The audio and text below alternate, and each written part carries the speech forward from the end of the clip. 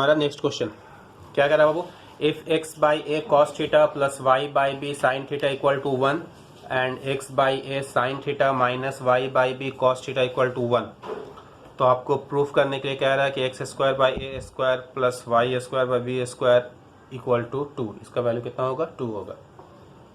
ठीक है, इसको आपको खुद से करना है, ये आपका होमवर्क है। आपको हम हिंट्स दे रहे हैं कि ऐसा टाइप का सम आपको बताए हुए है। वो हिंट्स ये है कि देखिएगा, आपको आप अपना कॉपी जब देखिएगा कि ये सम आपको करवाए थे कि if A cos theta plus B sine theta, इसका वैल्यू कुछ भी दिया हुआ है, मान लीजिए सी दिया हुआ है, ठीक है, ये दिया हुआ है, और आपसे पूछता था कि बी कॉस थीटा माइनस ए साइन थीटा, इसका वैल्यू क्या होगा। ये आपको बहुत इस टाइम का बहुत सम्स करवाएं, एक नहीं कम से कम हम 6, 7, 10 तक करवाएं ये ऐसा सम्स। तो ये आपको हिंट्स दिए कि ये उस टाइप का ही सम्स है। ठीक है, तो आप इसको पहले कॉपी निकाल के ये सम्स को देखिएगा। इसके इस टाइप का इस क्वेश्चन के बेस पे ऊपर कम से कम मेरा 8 से लेकर के 10 सम्स करवाए हुए हम। ठीक, तो आप पहले उसको देखिए, इस तरह का सम्स को देखने को चाहिए, उसके बाद इसको आप बनाइएगा। ठीक है, बना करके आप हमको आप पिक भेज दीजिएगा। और हाँ, पिक जब भेजिएगा तो आप अपना नाम जरूर लिखेंगे, पेज में आप अपना नाम जरूर लिखेंगे कि हर एक स्टूडेंट, क्योंकि ऐसे हमको चेक करने में बहुत मुश्किल हो जाता है। ऐसे क्या होता है, जैसे आप लोग देखिए, आप लोग सब व्हाट्सएप ग्रुप में सब मैसेज किए हैं कि ये लेसन सॉल्यूशन दे करके, अब वो मेरा गैलरी में जाता है। गैलरी में क्या होता है, सारा एक साथ रहता है, अब उतना सारा पिक है, कौन किसका हमको समझ में नहीं आता है ना। अब एक आप जितना भी स्टूडेंट है सबको भेज रहा है, आप कोई स्टूडेंट 2 तरीके से बना के भेज रहा है, कोई 3 तरीके से, एक तरीके से भेजता है, तो एक बहुत हो जाता है, 77 तक हो जाता है मेरे पास चेक करने का। तो हमको पता नहीं होता है ना कि किसका है ये, कौन स्टूडेंट हमको भेजा है, तो हम उसको कैसे करेक्शन करके वापस भेजेंगे।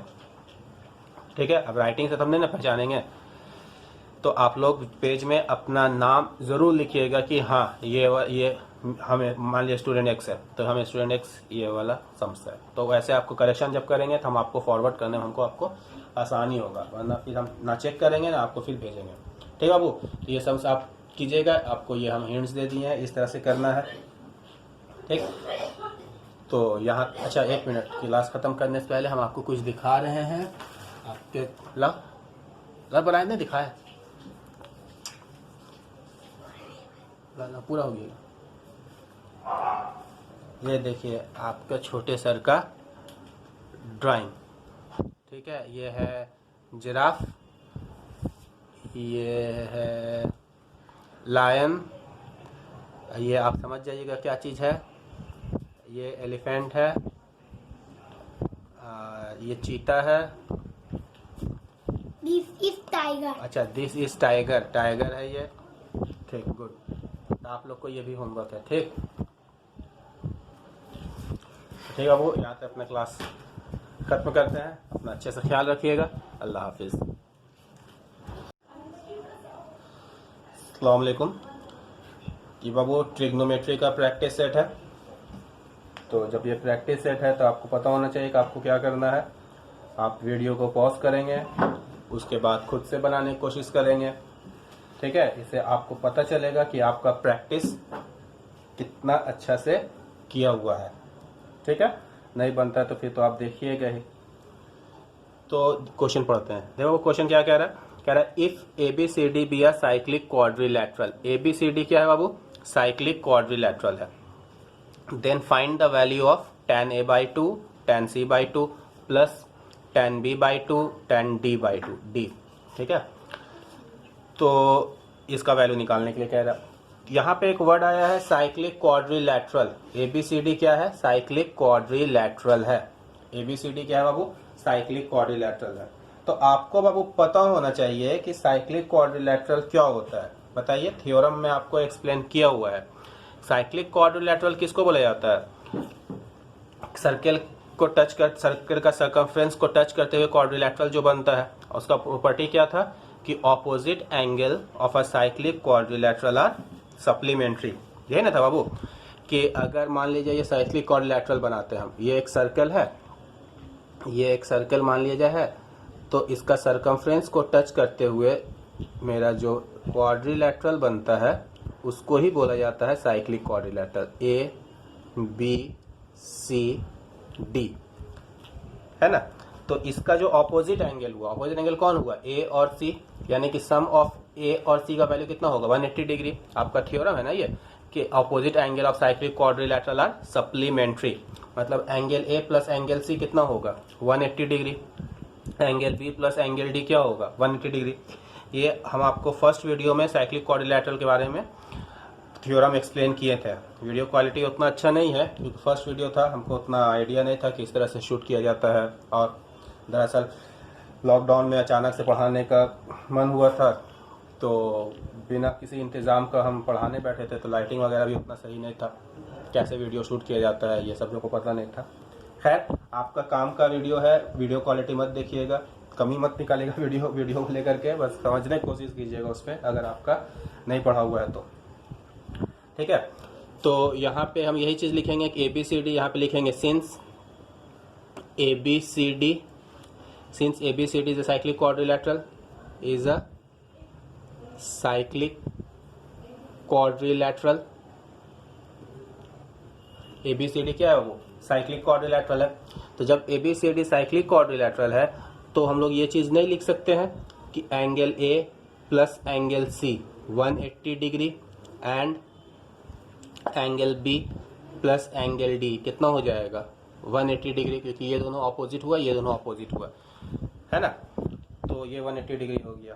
तो यहाँ तक मेरे ख्याल से सबको हम समझा पा रहे होंगे, आप लोग को समझ में आ रहा होगा यहाँ तक मेरा बात, क्या हम कहना चाह रहे हैं, क्यों कहना चाह रहे हैं। आप ये वीडियो देख सकते हैं, ये theorem opposite angle of cyclic quadrilateral supplementary, first video हम यही डाले थे अपना, यहीं से शुरुआत किए थे, ठीक।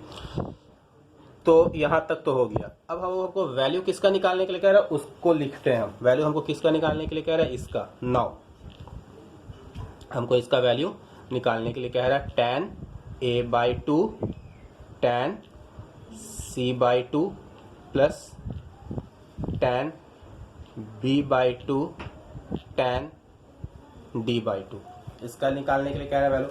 देखो आपको जब हम कॉम्प्लीमेंट्री एंगल पढ़ा रहे थे तो उसमें अगर ये चीज़ रहता था कि A plus B equal to 90 degree, complementary angle जब हम पढ़ा रहे थे अगर उसमें ये चीज़ रहता था A plus B equal to 90 degree, तो हम आपको बोले थे क्या कि या तो आप A को रखिएगा सम्स में या फिर B को रखिएगा, है ना, दोनों नहीं रहेगा सम्स में। मान लीजिए किसी सम्स में अगर आपको A को रखना है, B को हटाना है, तो जिसको हटाना है आप उसका वैल्यू पुट कीजिएगा सम्स के अंदर।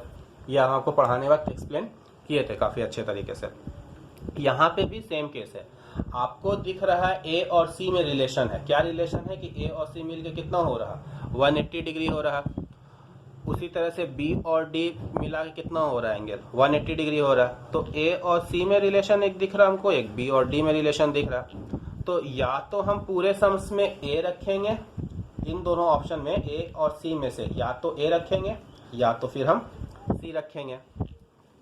उसी हिसाब से B और D में अगर रिलेशन है तो या तो सम्स में हम B को रखेंगे या फिर सम्स में हम D को रखेंगे, ठीक है। कैसे हटाना है वो देखते हैं। मान लीजिए जैसे आपको अगर पसंद है कि हम A को रखेंगे सम्स में, C को नहीं रखेंगे, तो जिसको आपको नहीं रखना है आप उसका वैल्यू पुट कर दीजिएगा। जैसे A को रखना है आप इसको ऐसे ही रखें, tan A/2 ऐसे ही लिखिए, tan ये आपको C मान ली हटाना है, A को आप रख रहे हैं तो C आपको हटाना है, तो C को हटाना मतलब अब C का वैल्यू निकालिएगा यहाँ से। तो यहाँ से C का वैल्यू कितना हो जाएगा बाबू, C का वैल्यू जब यहाँ से निकालेंगे तो ये A उधर जाएगा, तो A उधर जाएगा तो C का वैल्यू कितना हो जाएगा 180 माइनस A। तो ये C की जगह पे हम कितना लिखेंगे 180 माइनस A/2 प्लस। उसी तरह से B और D में हम यहाँ पे B को रखते हैं, D को हटाते हैं, ठीक है।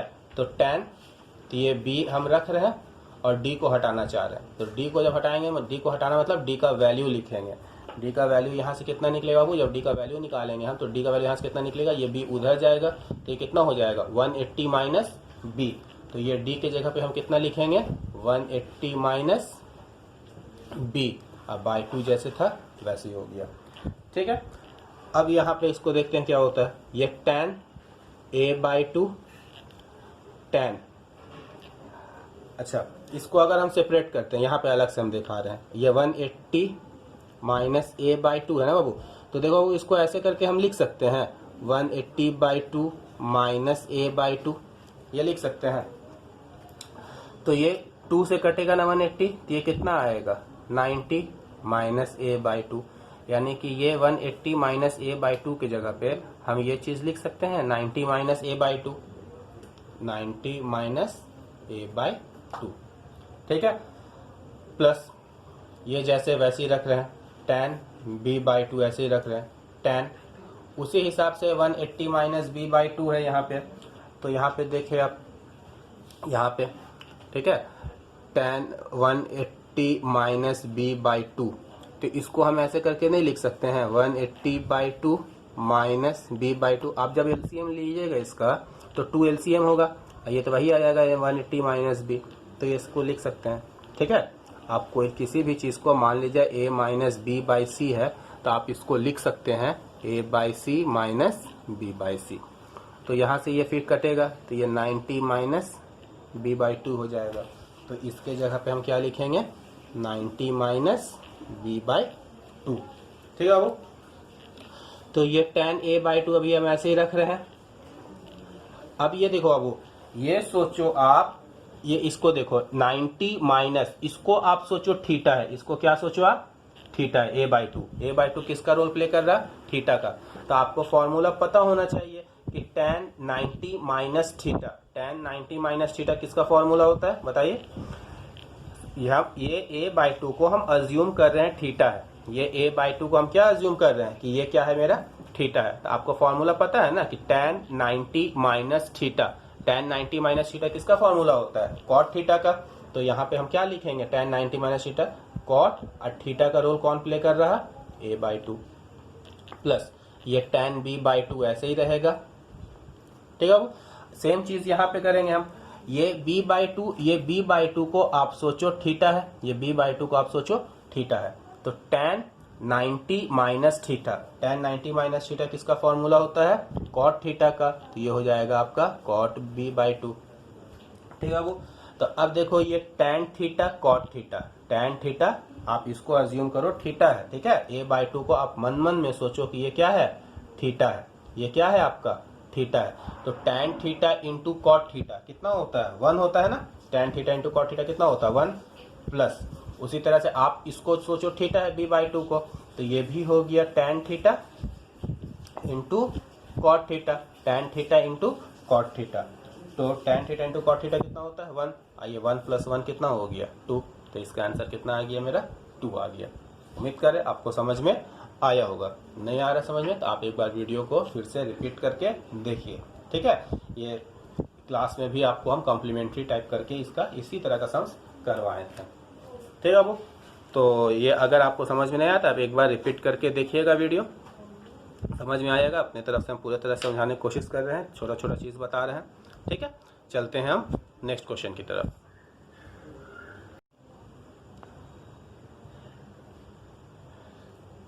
ये बाबू सेकंड क्वेश्चन है, ठीक है। इसमें क्या कह रहा है find the minimum value of 3 cos square theta plus 5 sign square theta. इसका आपको मिनिमम वैल्यू निकालने के लिए कह रहा है। देखिए ये सम्स अगर इस टाइप का देखिए इसका पैटर्न होता है, ठीक है, इसको आप फॉलो कीजिएगा कि ये सम्स हमेशा जो है ना साइन और कॉस में ही आएगा, ठीक है। यहाँ पे आपको और कुछ नहीं दे सकता है, साइन और कॉस के अलावा कुछ और नहीं दे सकता है। या तो आपसे क्वेश्चन मिनिमम मांगेगा या फिर आपसे क्वेश्चन मैक्सिमम मांगेगा। हर एक का अपना अपना पैटर्न होता है, अपना अपना पहचान होता है, वो कुछ भी यहाँ पे नहीं डाल सकता है एग्जामिनर, ठीक है। इस सम्स में आप पहले से बता दे रहे हैं डायरेक्ट आंसर, उसके बाद आपको हम सॉल्यूशन बताते हैं। तो जब भी आपको मिनिमम निकालने के लिए कहेगा ना, तो इन दोनों 3 और 5 में जो मिनिमम है वही आपका आंसर आएगा। तो मिनिमम वैल्यू कितना हो जाएगा 3, और अगर आपसे मैक्सिमम वैल्यू निकालने के लिए कहता तो मैक्सिमम वैल्यू कितना हो जाता 5। तो ये याद रखिएगा कि जो कम है वही मेरा मिनिमम वैल्यू है और जो ज़्यादा है वही मेरा मैक्सिमम वैल्यू। कैसे है वो देखते हैं। सॉल्यूशन तो इसका मिनिमम वैल्यू निकालने के लिए कह रहा है, तो इसको देखिए क्या पहले क्वेश्चन लिख रहे हैं हम 3 cos square theta plus 5 sign square theta, ठीक है बाबू। इसको देखिए तो हम इस तरह से लिख सकते हैं 3 cos स्क्वायर थीटा। इस 5 साइन स्क्वायर थीटा को आप देखो तो इस तरह से लिख सकते हैं हम 3 sign square theta plus 2 sign square theta. ठीक है, तो ये लिख सकते हैं इक्वल टू, हम यहाँ आपको पढ़ा रहे हैं और पीछे से आप बाबू जो है ना, शयान बाबू, मेरा पेन चोरी करके चला गया। चोरी क्या, उसी का पेन है, उसका पेन से हम लिख रहे हैं। ठीक है, खैर 3, ठीक है, 3 cos square theta, 3 cos square theta, यहाँ 3 cos square theta plus 3 sign square theta. यहाँ बाबू 3 कॉमन ले रहे हैं तो ये बचेगा क्या चीज़, cos square theta plus sign square theta, ये प्लस 2 साइन स्क्वायर थीटा ये है। अब ये cos square theta plus sign square theta, इसका वैल्यू कितना होता है 1, तो 3, ये 1, तो 3 इंटू 1 कितना हो गया 3, प्लस 2 साइन स्क्वायर थीटा। अब वो आपसे यहाँ पे क्या पूछा है, मिनिमम वैल्यू पूछा है ना, यहाँ पे ध्यान देंगे आपसे क्वेश्चन में क्या पूछा है, मिनिमम वैल्यू। तो देखो बाबू, ये तो मेरा कांस्टेंट टर्म है, ये मेरा क्या है 3 कांस्टेंट टर्म है। मिनिमम होगा या मैक्सिमम होगा वो डिपेंड किसके ऊपर करेगा, ये साइन स्क्वायर थीटा के ऊपर, है ना, क्योंकि 3 का तो वैल्यू फिक्स है, 2 का वैल्यू फिक्स है, कांस्टेंट टर्म है। वैल्यू जो है मेरा है वो मिनिमम होगा या मैक्सिमम होगा वो किस पे डिपेंड करेगा, ये साइन स्क्वायर थीटा के ऊपर। अगर साइन स्क्वायर थीटा का वैल्यू हम मैक्सिमम लेंगे तो हमको मैक्सिमम वैल्यू मिलेगा, अगर साइन स्क्वायर थीटा का वैल्यू हम मिनिमम लेंगे तो हमको मिनिमम वैल्यू मिलेगा। ठीक है, तो हमसे यहाँ पे निकालने के लिए क्या कह रहा है, मिनिमम वैल्यू निकालने के लिए कह रहा है, तो हम साइन स्क्वायर थीटा का क्या लेंगे, मिनिमम वैल्यू 0 लेंगे। ठीक है, साइन स्क्वायर थीटा का ऐसे भी किसी भी स्क्वायर नंबर का मिनिमम जो होता है, लीस्ट वैल्यू जो होता है वो क्या होता है 0 होता है। जैसे कोई भी स्क्वायर नंबर का मिनिमम वैल्यू क्या होगा आपको 0 ही होगा। ठीक है, जैसे 2, ठीक है, किसी भी स्क्वायर, क्योंकि अगर आपको लगेगा कि क्या बोला जाता है नेगेटिव, जैसे नॉर्मली अगर मान लिया साइन थीटा का हम वैल्यू पूछते हैं मिनिमम वैल्यू, तब नेगेटिव दे सकते थे, तब क्या होता है नेगेटिव दे सकते थे कि -1 होता है।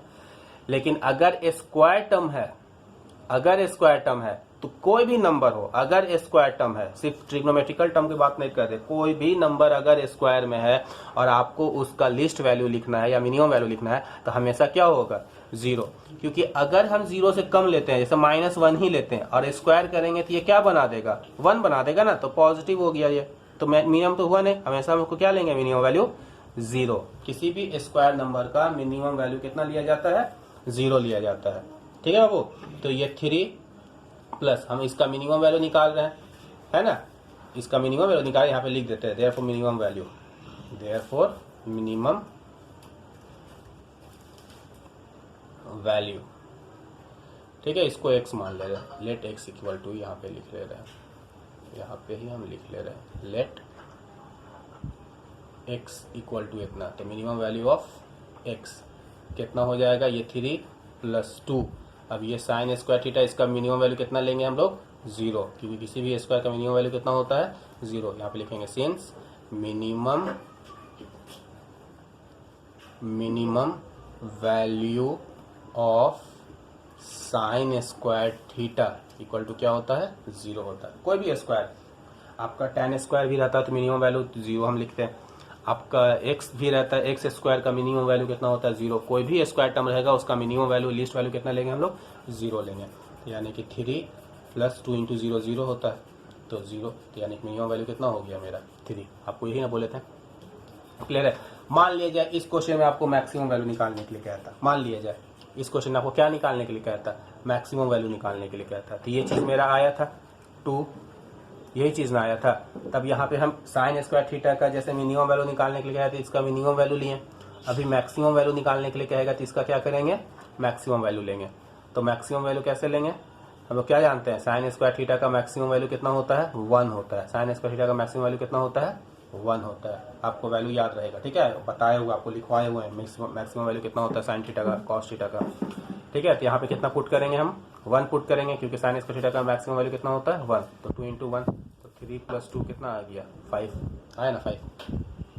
क्लियर है? तो आप इस तरह से ही कीजिएगा। ठीक है, इजी सा क्वेश्चन है। चलते हैं नेक्स्ट क्वेश्चन की तरफ।